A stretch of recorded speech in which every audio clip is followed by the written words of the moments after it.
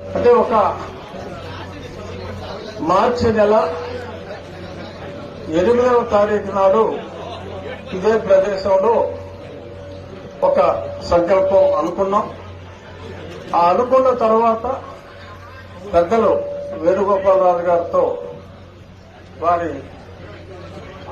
వారితో పాటు రామ భక్తులు మరికొంతమందితో సమావేశమై మీరు ఒక మంచి ముహూర్తం పెట్టండి, ఆ ముహూర్త బలంతో మనం నిర్విఘ్నంగా ముందుకు వెళ్దాము అంటే వేణుగోపాలరాజు గారు 45 రోజుల క్రితం వీరితో మాట్లాడి విజయనగరం గొప్ప ఉద్దండ పండితులు వీరు వారితో మాట్లాడి ఈ మే 3వ తారీఖు 7:14 నిర్ణయించడం జరిగింది.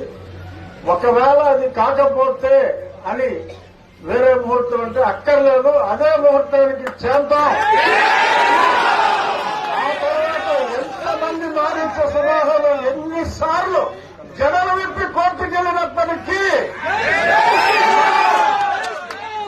శ్రీరాముని అండతో మన సీనియర్ న్యాయవాది ఆయన స్వచ్ఛందంగా నేను రామభక్తున్నే రాజు గారు అని రవిప్రసాద్ గారు వారే ముందుకొచ్చి మన శ్రీరాముని తరఫున ఆయన వాదనలో వినిపించి ఈరోజు ఈ కార్యక్రమం ఇంత విజయవంతంగా శంకుస్థాపన కార్యక్రమం అందరూ ఎన్నో శంకుస్థాపన చూస్తుంటారు, కానీ ఇంత సశాస్త్రీయంగా శంఖంతో జరిగిన శంకుస్థాపన చాలా అరుదుగా చూస్తాం.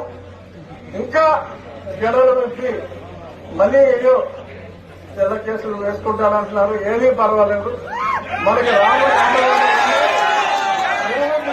ఈ కార్యక్రమం జరుగుతుంది. పెద్దలు ప్రముఖ స్థపతి శివనాగిరెడ్డి గారు ఆయన ఎన్నో దేవాలయాలు ఆయన ఆధ్వర్యంలో నిర్మించారు.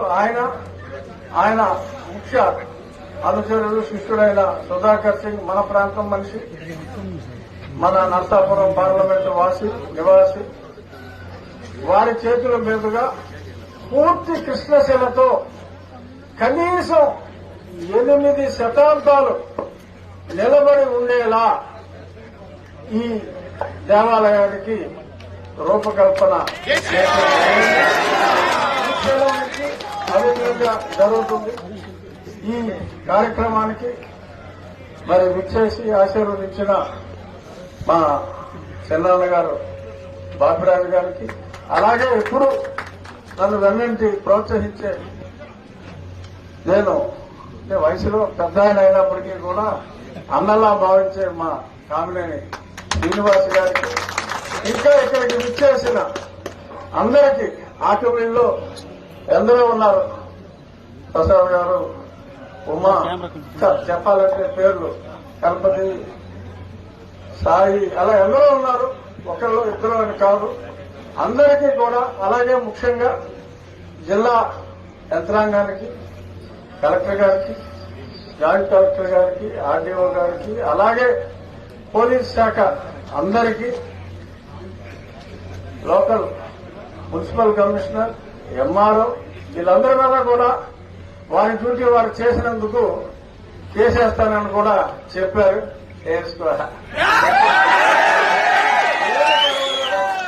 ఏమీ పర్వాలేదు, వారి విద్యుక్త ధర్మం వారు నిర్వహించారు.